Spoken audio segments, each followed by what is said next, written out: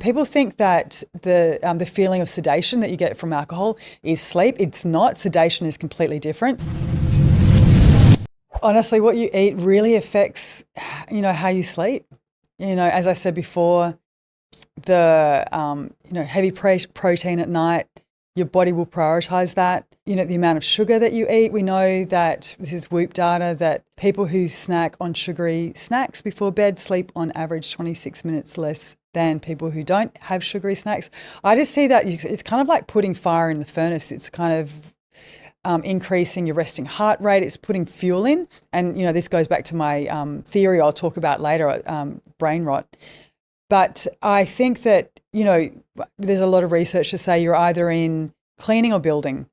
And if you're putting food into the system when it's supposed to be producing human growth hormone, it's supposed to be engaging in repair, when it's supposed to be doing all the housekeeping stuff, and you're making it like deal with food, you've got insulin spikes, there is a competition of resources there.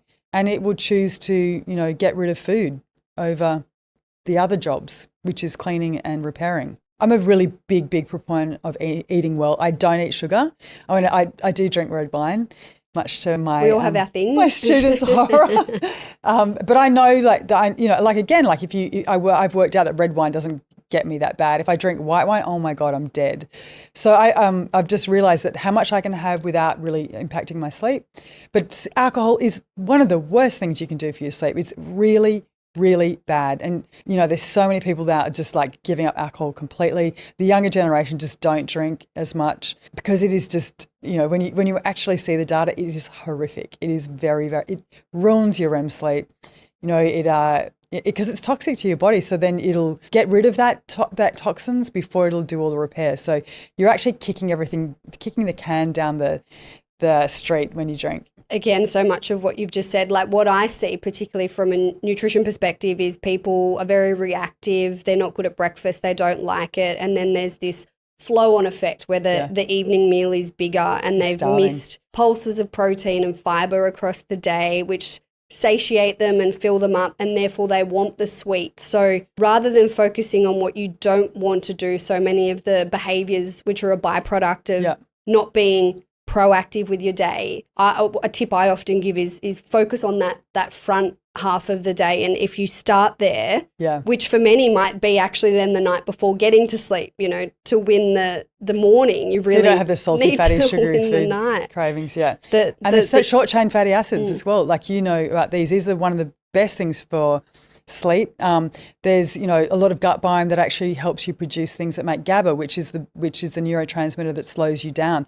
So there is a very tight coupling between the types of food, the certain gut biome that you will proliferate or not, and then they will actually impact the amount of serotonin that you produce, and therefore the melatonin you produce, and tryptophan, which is the one of the products that goes into making melatonin. Like you should know what foods are in that. Diet, literally is everything. And then MSG, like I'm going to do a study on this because every time I've so much data to suggest this, that monosodium glutamate, the food flavourer, the thing that makes things taste delicious, glutamate is a neurotransmitter. So you have these absolutely crazy dreams and less slow wave sleep, and you wake up feeling really, really kind of thirsty and fried and really out of sorts. So I always say to anyone, any athlete, do not have any packaged food.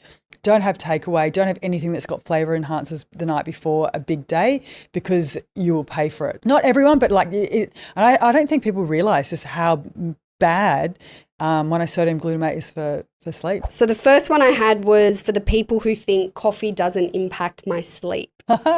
Yeah, well, so many people say this to me. I can have 5 cups and I'm fine. I sleep like a baby. I'm like, sleep like a baby, like wake up every 5 minutes crying? Is that what you mean?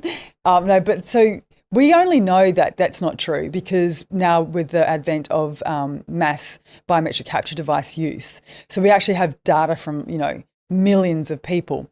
And when you see that people who actually drink coffee, because like coffee's got a 6-hour half-life, or depending on your genetic disposition and whether you've got liver disease, whether you're on the pill or whether you're pregnant, the way you metabolize coffee will change. But what we see is that people have got around about 5-6 hours before the coffee gets out of their bloodstream. So if they're having coffee, like they will go to sleep because probably they're exhausted. But what you see is a lot of micro-arousals, and the quality of the sleep is like suboptimal compared to someone who's had no coffee. So that is an absolute myth. If you think you can sleep really well on coffee, no. What about the people who want or think they need a nightcap? You know, not social interactions aside, but the like, I just need a wine to wind down and relax. I feel so terrible as a stress researcher. I used to say it all the time, have a glass of wine to relax. And then I looked at the data. I was like, oh my God, I've literally been lying to people for years.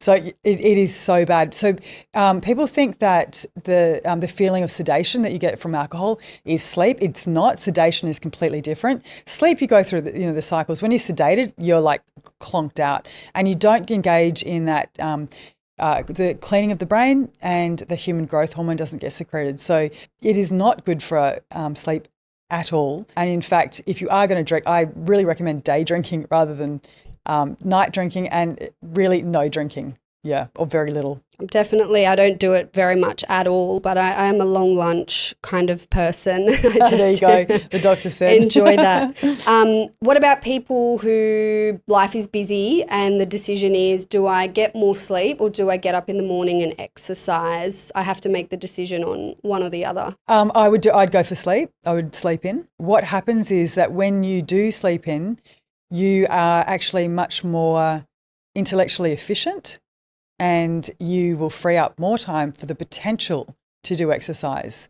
And when you do like a bit more sleeping, you will take the stairs, or you will, walk home with your shopping bags instead of jumping in an Uber. You'll be a cascading effect. When you sleep, you'll probably not eat as much junk food, so you probably don't need to do as much cardio.